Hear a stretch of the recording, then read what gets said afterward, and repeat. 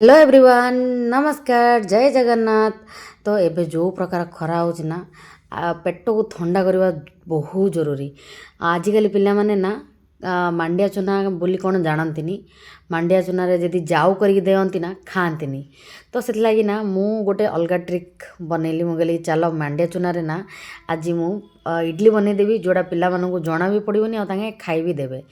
तो ये देखो मुझे आमर गोटे कप आमर मांडिया चुना आउ अधा कप से कप रे मेजर करके नहीं जावा आमर सुजी तापरे मुझे ऐड कर देछि आमर अधा कप आमर दही तापर ये पकईना आम स्वाद अनुसार लुण पानी अल्प अल्प मिसेकिना आम ताको गोटे बेटर बनईना जमी आमर इडली बेटर बने से टाइप रही रेस्ट टिके करिया देदेबा।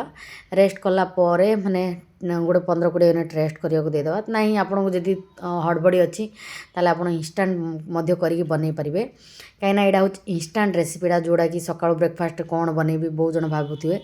तो सहीटा यही रेसिपीटा मांडिया चुना थे बनातु। देखो 10-15 मिनट रेस्ट देदेली 10-15 मिनट रेस्ट देदेला देखो इनो पकई ना इनो पकईला आउ रेस्ट देवेनि सांगे सांगे पानी अल्प मिसेकी सांगे सांगे माने इनो पकईला अल्प टे पानी पकईकिना एमती मिक्स करने मिक्स करदेला आमर अलरेडी देखो मु गैस उपर बसई रखीदी आमर इडली बेटर सॉरी इडली छांचटा जो रखीदी एबे ये देखो आमर इडली छांचरे मुझे जो जमी इडली पकाती अल्प टे ऑयल ग्रीस करदेली तापरे एमती सब भरदेली तापरे जमी जी टाइम लगे आमर इडली सीझापी से टाइम ही लगे।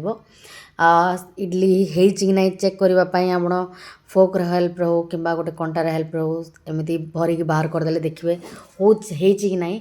जदि आराम से फोकड़ा गेंजिले बाहरी गला ताहले से हो जाइए इडली नाई जदि बाहरलानी टे बसैबे।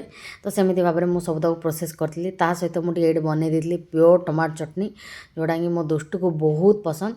तो बास सिंपल बास कड़े तेल नहीं जीरा जीरा फ्राई सारापर पियाज रसुण कंचा लंका से सब पकई ना टमाटो मु 3टा नहीं 3टा टमाटर देखो स्वाद अनुसार लुण पकई देती बास पानी बिल्कुल भी देवानी कहीं पानी से टमाटो ही रिलीज हे बास भल भाव से मिक्स करदे जो टे टमाटो सफ्ट हो ठंडा है ब्लेंड करना आमर इजिली टमाटो चटनी हो जाता रेडी। ता सहित सहित ये आमर देखो मांडियार इडली हो जाता रेडी। तो आसतु आपण मैंने भी खाइबे आपन ये रेसिपीटा केमी लगला निहाती भाव में कहे। जदि आज वीडियो भल लगी वीडियो को ढेर सारा भल पाए लाइक शेयर सब्सक्राइब फॉलो करदे। रही bye love you take care.